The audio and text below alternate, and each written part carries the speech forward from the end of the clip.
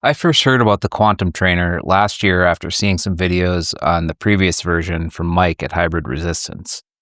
I was immediately intrigued by the concept, but the main critique I had was that it wasn't possible to adjust the height of the pivot point for the arms.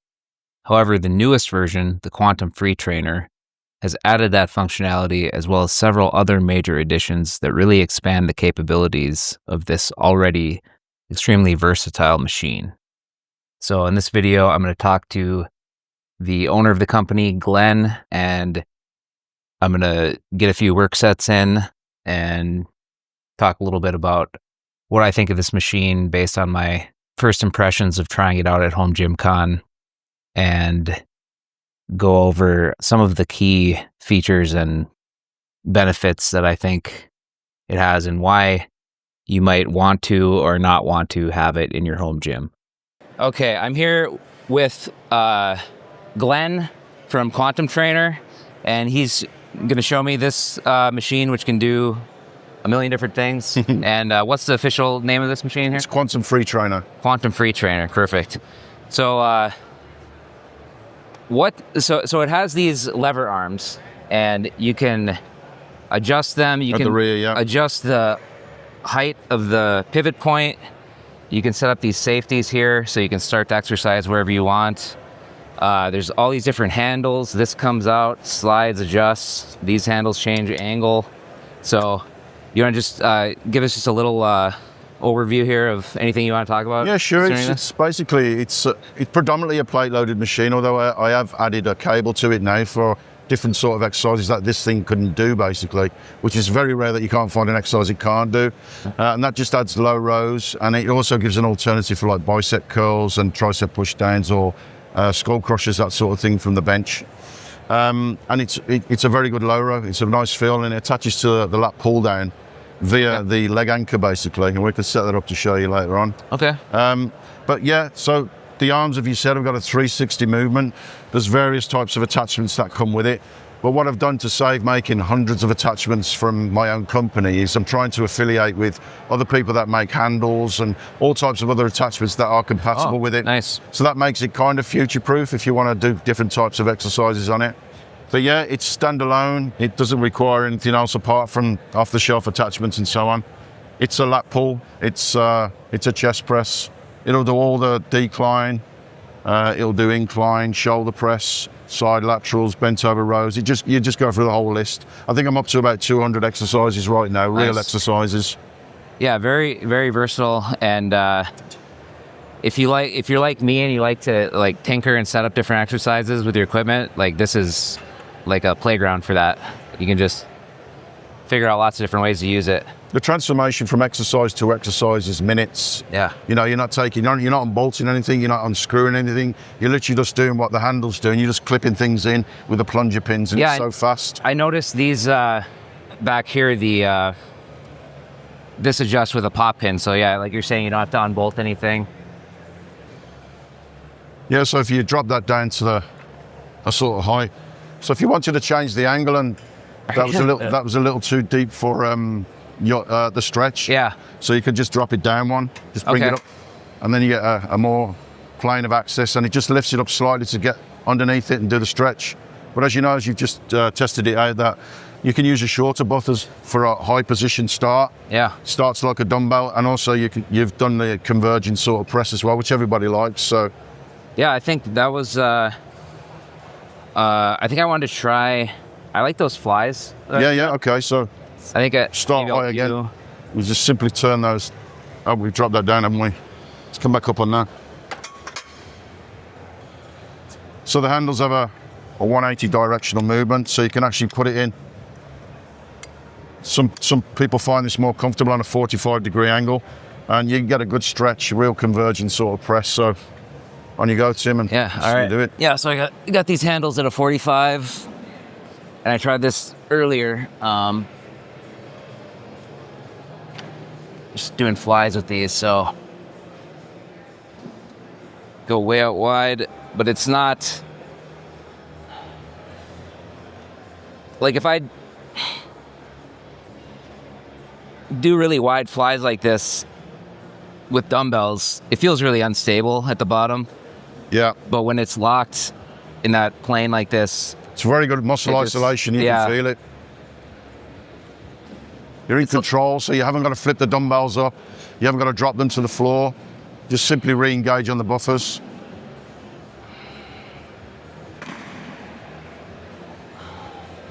Let's see. So I don't have to do like 30 reps. You're going to do a press. You're going to do a press with these, right? Flies might be a little heavy, but it's on the rear loaders. It's about a quarter of what the front loaders would be. So if you got 20 on there, you've only got 5 on the rear. So you may be fine with it. Yeah, let's try it. Yeah. Let's see. If we do a 1 rep max fly, flat press, just keep your arms wide, basically. Yeah. Let's see. We'll see how it feels when I get it up. All right. Let's give it a shot. Oh, you got it.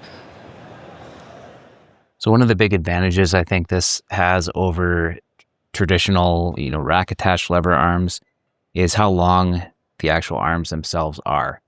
The unit is listed on the website at about 72 inches long, and the arms themselves are almost that entire length. And actually, if you telescope the handles out farther, I think they might even be, a full 72 inches, just the arms themselves. I'm not entirely sure on that, but they're definitely a lot longer than regular rack attached lever arms.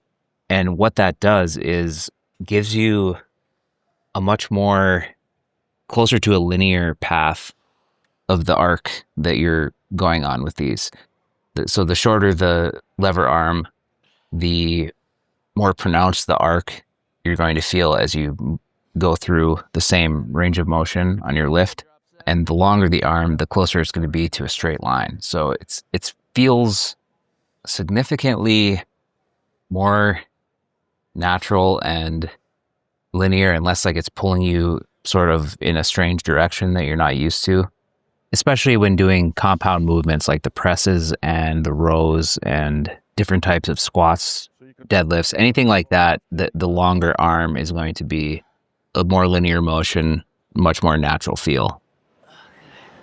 There you go. So that's the other element there. Nice pressing, by the way. You won't just do any more chest today. So yeah, the safety element when you're training alone is one of the big factors with this machine. Obviously, if you're pushing dumbbells, it's a little bit more unstable. And then if you're on a free bar with an Olympic bar, you've got to watch what you're doing when you come down so low. So yeah, those safety buffers are there, and they just catch you so you can get to your maximum set, really reach the full potential of your workout. Yeah, that felt really good. I don't really like dumbbell flies because of that. Like when you get close to failure, they get kind of got swirly. That wobble. Yeah, and plus if you're using heavy dumbbells, you can really load this up and you can get it off the ground. Yeah. If you're using really heavy dumbbells, half the battle is getting them up there in the first place, as you well know. And that does create injuries in some cases if you're still not warm enough to train. I got a good pec pump going. Yeah, you could jump straight in from there. You could superset if you were doing lats at the same time. If you step away, get that hand there, step away and do a one-arm row. So you step out more, that's it. Yeah. You probably want a bit more weight, but if you've already worked them, it's a nice finisher. Yeah. So this is one of the things that I was saying that was a critique I had of the previous versions of the Quantum Trainer, and that has now been fixed on this one, in my opinion, is that for the back movements like this, you're starting with the handle lower than the pivot point. And that was all you could do with the older versions.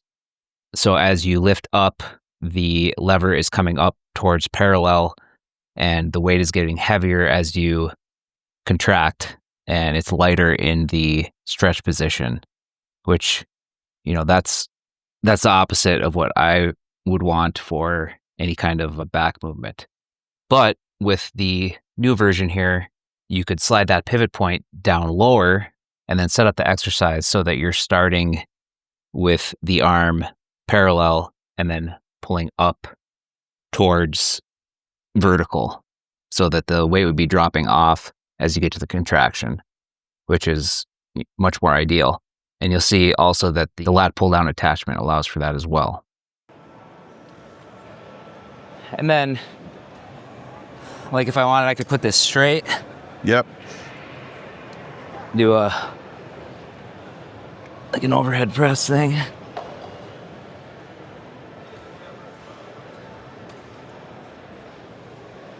You find it's got good muscle isolation, right? Yeah, I like the feeling locked in just that one plane. Yeah. That's like enough to make it still feel like a natural movement. Yeah. But you retain a lot of that stability as if you're in a machine. Yeah. Yeah. And also, with dumbbells, presses, or any other types of press, you tend to engage your core, which is not a bad thing. Yeah. There's room for that. But with this, if you just want to isolate that front delt or the side lateral, do you want to try a side lateral on them? Oh, yeah. Yeah. Let's pull this bench out your way. And Time out, we'll sit up. yeah. Got the pit crew coming in to... Yeah, that's it. Yeah, it looks like that, doesn't it? I'd try it without the weight first, see what the feel is, and then if you want because the arm has some weight to it, so yeah. Okay, so basically, you just move them inside, then it's like gripping dumbbells, and then move inside the machine and adjust where you want to hit the side delt and have a go. Okay. Can I pop these off? Yeah, we'll get them out, yeah. Just lift them up. That's it. Let's see. So if you move more inside, that's it. Okay. You get a much better feel. These felt really unique, again, because the handles at the end of the arms are moving on an arc. So as I go up, the handles are actually coming forward just a little bit. And it's just enough to sort of follow the natural movement of how you would normally do a lateral raise, kind of not like perfectly straight out to the sides, like perpendicular to your torso, but you kind of want to go a little bit forward in that scapular plane. And this kind of does that naturally. But that's, again, where if the lever arms were shorter, like the length of a regular lever arm that you would attach to a rack, I don't think this movement would feel very good at all, because that arc would be way too pronounced and it would just feel off. And the other issue you would have for sure is that the width of a rack is much wider than these columns where these pivot points are attached to. So that would just not work either.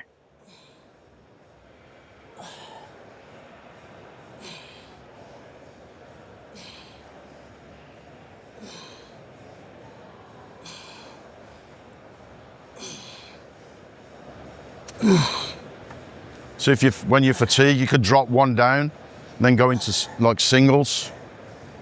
So drop left hand down, and then that's it. You're really putting me through the paces here. Yeah, you wanted a workout, right?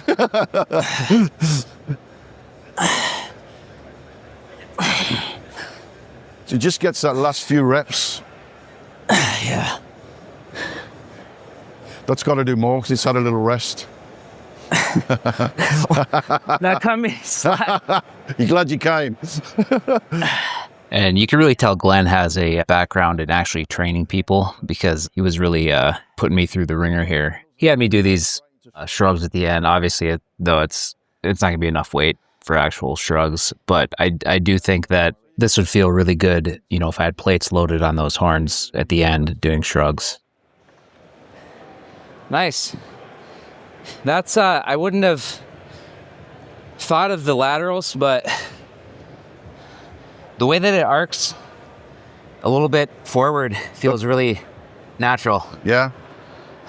The machine really, as you just mentioned, it's where you put it's where you position your body. It's not, you can't get the machine to do what it doesn't want to do. Yeah. So basically, if you were doing something like a front delt raise with this, you would have to find that space where you're actually hitting it.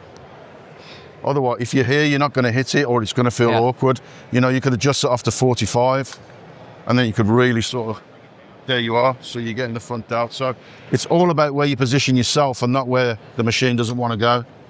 So it's about your body and body placement, basically, for the muscles you want to hit. Yeah. That's really cool. Well, thanks, Glenn. Pleasure. Appreciate it. This Thanks is for really popping cool. by. Really appreciate it. Glad I stopped here and checked it out because Look forward to watching you work out on the video. yeah. Thanks, Yeah. Tim. Thanks, Cheers, man. mate. Have a good one. Okay, so I just did this with like around 180 or around 200 pounds, I think, for like a set of 13 or something, and it felt really good. But I forgot to record it, so I'm gonna do it now lighter because my biceps are cramping.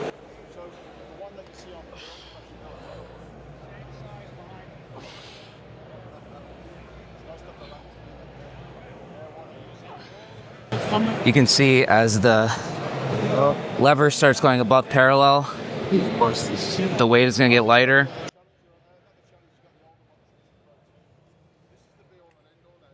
And when I did the set to failure, it really allowed me to grind through to the end of the rep. Like I was able to get it down all the way to my chest, basically, right up to the last rep. So it's a really cool way that you can adjust a resistance curve using leverage. So if you happen to watch the ridiculously long video that I did on leg extensions, that's what I was describing there. The same type of resistance profile where you're able to really just grind through the entire range of motion all the way to the end. And then when you go to do another rep, you fail right at the start. If I could have that feeling on every movement, that's what I would go for. Those would be the movements that I would pick as much as possible in my routine. So with this pull down attachment, you're able to do that, and it's actually working through two different ways. What I said in the video is part of it. So that's where you set it up so that when you're starting the movement, the lever that the weights are on starts out parallel to the floor. So that's going to be the heaviest point of resistance when it's acting directly, when gravity is acting directly perpendicular to the lever. And you would get it set up that way by adjusting the length of the chain so that happens when you're at the top of your range of motion. But the other part is the way this member is angled at the front. You start out pulling at this downwards angle, which is less efficient. So less of your force that you're applying is actually getting directed into lifting the weight. But as you pull down towards the bottom, now you can see the angle of the chain there is perpendicular to that piece of metal. So now you're applying all of your force directly to lifting the weight. So basically, two things are happening at once. The weight is getting lighter, and the efficiency that you're pulling with and applying force is increasing. Basically, it's getting easier on both ends, which put together makes up for the, drastic deficiency in strength that we have at the bottom of a pull down or any other back movement, really. And what's also really cool is this low pulley attachment, which allows you to do seated rows, as you see Glenn demonstrating here on this Instagram reel. So this way, not only can you get that really nice resistance profile for the lat pull downs and the overhead back movements, you can also get it for these low rows and really any other cable exercise that you could do from a low pulley at that height. Honestly, what I was able to try out at Home Gym Con and show in this video is just scratching the surface of what you can do with this machine. For instance, I didn't even touch on all the different lower body exercises that can be done, such as leverage squats, belt squats, deadlift variations, etc. I think with any all-in-one type machine, there's going to be some movements that are better than others, and there are definitely some that I've seen done on this that I just don't think honestly look very good. But overall, I have to say I was very impressed with the Quantum Free Trainer. I really don't think it's a stretch to say you could build your entire workout routine around this device if you wanted to. There seem to be enough good to great movements available for each muscle group that it could literally be your entire gym. And especially with the addition of the lat pull-down attachment, the low pulley, and the ability to adjust the height of the pivot point. That really lets you dial in the exercises to give the feel and the resistance profile that you're looking for. For the amount of space it takes up and the versatility it provides, I think it really is an attractive all-in-one option, especially for someone who's more interested in bodybuilding style training and doesn't want to take up their entire garage or basement with machines and other equipment. But I hear you asking, what about the hardcore home gym nerds like myself? Even though I train primarily like a bodybuilder these days, I got started with powerlifting and I still have a real attachment to the big three. I try to keep at least some variation of them in my program basically all the time.